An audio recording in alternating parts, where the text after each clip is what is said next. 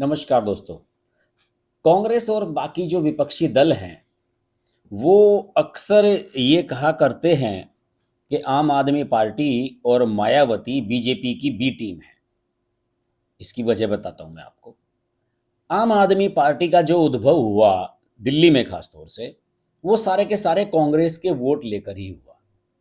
चूंकि दिल्ली में शीला दीक्षित की सरकार के खिलाफ जबरदस्त एंटी इनकम्बेंसी थी, इसीलिए लोगों में नाराजगी थी, भ्रष्टाचार के आरोप लग रहे थे और आंदोलन हुआ था अन्ना का भ्रष्टाचार के खिलाफ, और अरविंद केजरीवाल उसके पोस्टर बुआए थे। तो दिल्ली के लोगों को लगा कि यार ये बड़ी बढ़िया एक टीम सामने आ रही है और क्यों ना इनको मैदान में लाया जाए, क्योंकि दिल्ली थोड़ा सा पढ़े लिखों का शहर माना जाता है, बौद्धिक लोगों का शहर माना जाता है, और शहर तो शहर होते हैं, वो दूसरी तरीके से सोचते हैं। तो दिल्ली वालों ने अरविंद केजरीवाल को जिता दिया।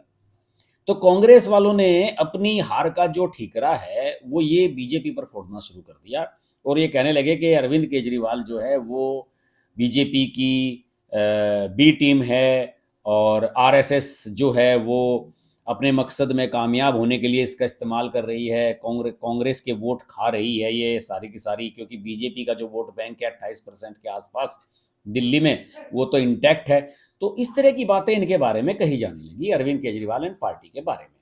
लेकिन जो घटनाक्रम दोस्तों पिछले कुछ दिनों से हुआ है, और आम आदमी पार्टी के नेताओं को एक के बाद एक बंद करके अंदर बंद किया जा रहा है, और अरविंद केजरीवाल भी अब तो जेल में जा चुके हैं, और एक बड़े क्राइसिस के दौर से दिल्ली की राजनीति गुजर रही है कि बिना मुख्यमंत्री के ही यहाँ का राज चल रहा है, कि मुख्यमंत्री जेल में पड़ा हुआ है, अगला मुख्यमंत्री कौन होगा किसी को पता नहीं है। उसके बाद इस अवधारणा पर लोगों की विराम लग गया है। अब कांग्रेस वालों ने ये कहना बंद कर दिया है कि वो बीजेपी की बी टीम है। और दूसरे, बेशर्मी देखिए कि जब बीजेपी की बी टीम है तो उसके साथ आप मिलकर चुनाव क्यों लड़ रहे हैं? आपने 7 लोकसभा सीटों में से 4 आम आदमी पार्टी को दे दी, जबकि आप ज़्यादातर सीटों पर 2019 में, यानी कि आप मतलब कांग्रेस दूसरे स्थान पर रही थी, तो आप 4 सीटें उन्हें दे दे रहे हो, 3 पर खुद लड़ रहे हो, और फिर कहते हो कि वो बीजेपी की बी टीम है। तो मेरा मानना है कि कांग्रेस खुद एक्सपोज हुई है, और जो वो ये कहते रहे थे कि साहब ये बीजेपी की बी टीम है, इनके मुंह पर तो कालिक पुती गई है। और इन्होंने मुंह काला करवा कर आम आदमी पार्टी के साथ समझौता किया है। वो आम आदमी पार्टी जो इनकी दिल्ली की सबसे बड़ी नेता शीला दीक्षित को 10 दिन के अंदर जेल में बंद कराने की बात किया करती थी। और इससे बड़ा दुर्भाग्य क्या हो सकता है कि शीला दीक्षित का बेटा संदीप दीक्षित, जो कल तक आम आदमी पार्टी को और अरविंद केजरीवाल को गालियां देता था, आज अपनी मां के इन जानी दुश्मनों के समर्थन में बोल रहा है।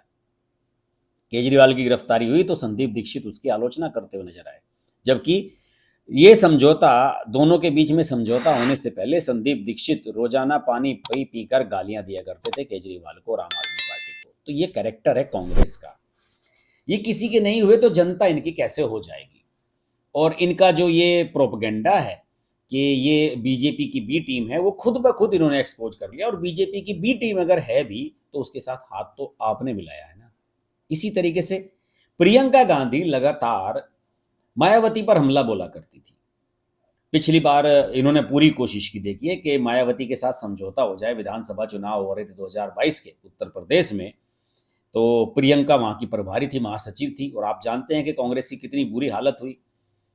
दो दो तो कांग्रेस के एमएलए बने और एक बसपा का एमएलए बना पूरे प्रदेश में। जो पार्टी 2012 तक यहाँ सत्ता में थी, बसपा, वो 10 साल के भीतर ही शून्य पर पहुंच गई। यहाँ पर ये हालत हो गई। और प्रियंका गांधी लगातार ट्वीट किया करती थी, सोशल मीडिया पर लिखा करती थी कि मायावती बी टीम है भारतीय जनता पार्टी की, और उनके फायदे में करती हैं। लेकिन मायावती ने भी अब सबको दिखा दिया है कि वो क्या है। मायावती ने 16 टिकट अभी हाल ही में घोषित किए, 2-3 दिन पहले। और जिस तरीके से मायावती ने टिकट घोषित किए हैं, उन्होंने इस तरह की चाल चली है कि जहां बीजेपी के प्रभाव वाले इलाके हैं, जहां पर हिंदू वोट अधिक हैं, वहां पर सोशल इंजीनियरिंग करते हुए उन्हीं प्रकार के जातीय समीकरणों को तय करते हुए उन्होंने प्रत्याशी मैदान में उतार दिए हैं। और जहां पर उन्हें लग रहा है कि मुस्लिम आबादी है, वहां पर उन्होंने मुस्लिम प्रत्याशियों को मैदान में उतार दिया है। और ये इंडी अलायंस के लिए बिल्कुल भी अच्छी खबर नहीं है, क्योंकि मायावती के पास जो जाटव वोट हैं, दलित वोट हैं उनके, वो उनके पक्के हैं। तो अब मायावती ने एक ऐसा गेम किया है कि उन्होंने समाजवादी पार्टी को भी झटका दिया है, कांग्रेस को भी झटका देने जा रही है और साथ ही साथ वो बीजेपी को भी झटका देने जा रही है। तो मायावती ने अपने ऊपर से ये टैग हटाने की कोशिश की है। अब देखिए, जैसे मेरठ में देवव्रत त्यागी को प्रत्याशी बनाया गया, वेस्ट यूपी में त्यागी वोट वेस्ट यूपी में बीजेपी के साथ रहे हैं, तो यहाँ किसके वोट काटेंगे देवव्रत त्यागी? बीजेपी के। बागपत से प्रवीण बंसल को प्रत्याशी बनाया गया है, वैश्य प्रत्याशी मैदान में उतारा गया है और सारे वैश्य वोट किधर जाते हैं? बीजेपी की तरफ। तो वो बीजेपी के वोट काटने की यहाँ पर कोशिश कर रही है। इसी तरीके से गौतम बुद्ध नगर से राजेंद्र सिंह सोलंकी को टिकट दिया गया है, जो बीजेपी का भी नुकसान करेंगे। इन सीटों में से ये जो सीटें डिक्लेयर की हैं मायावती ने, उनमें 9 पर बसपा पिछली बार लड़ी थी जब ये समाजवादी पार्टी के गठबंधन में थी, 4 जीती थी इनमें से। सहारनपुर, बिजनौर, नगीना सुरक्षित सीट है, जो अमरोहा के दानिश अली चले गए कांग्रेस में। यानी कि जो बी टीम है मायावती, जिसे बी टीम कहती थी प्रियंका और राहुल, उसी के सांसद को तोड़कर अपनी तरफ मिला लिया और सहारनपुर सीट से टिकट बदल दिया है मायावती ने। पिछली बार फजलुर रहमान इनके सांसद थे और सिटिंग सांसद का टिकट काटते हुए मायावती ने माजिद अली को यहाँ से टिकट दे दिया है। तो मायावती ने एक मुस्लिम कैंडिडेट उतार दिया है और बिजनौर से ब्रिजेंद्र सिंह को टिकट दिया है। देखिए, बिजनौर से यहाँ से कायदे से एक मुस्लिम प्रत्याशी किसी न किसी पार्टी से होना चाहिए था। सपा ने तो यहाँ से दीपक सैनी को टिकट दे दिया, हालांकि उन्होंने पहले टिकट किसी और को दिया था, उस टिकट को बदला गया है और यशवीर धोबी उनको टिकट दिया गया था क्योंकि वो एससी थे। तो ये तय किया गया है कि यार वो तो एससी हैं, एससी सीट से उन्हें लड़ाया जाना चाहिए। तो यहाँ पर दीपक सैनी को दे दिया, लेकिन इन्होंने दिया विजेंद्र सिंह को।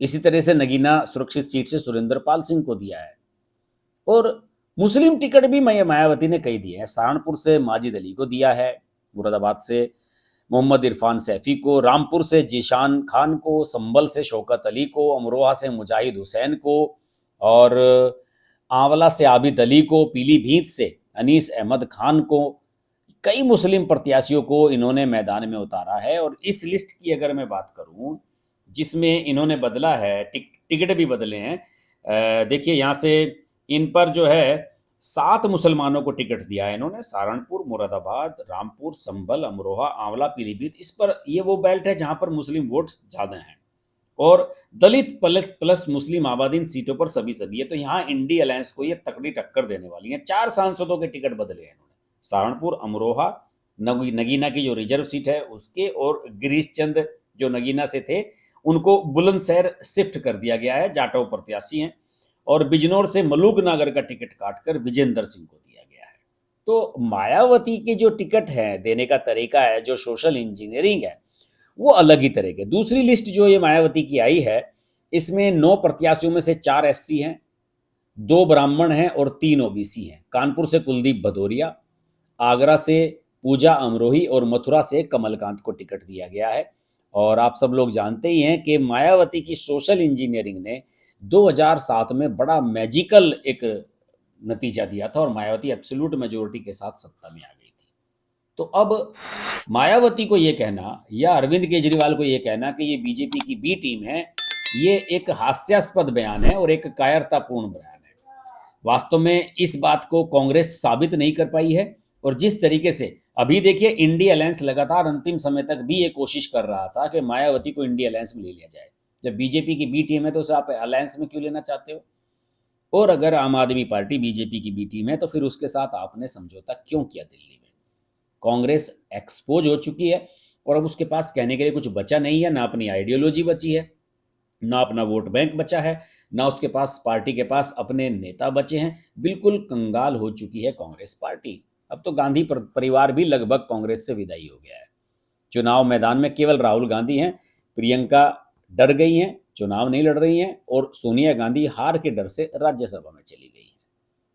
आज का वीडियो कैसा लगा जरूर बताइए। पॉलिटिकल पॉइंट का ये शो आपको अच्छा लगता है तो कमेंट के माध्यम से अपना फीडबैक अवश्य दीजिएगा।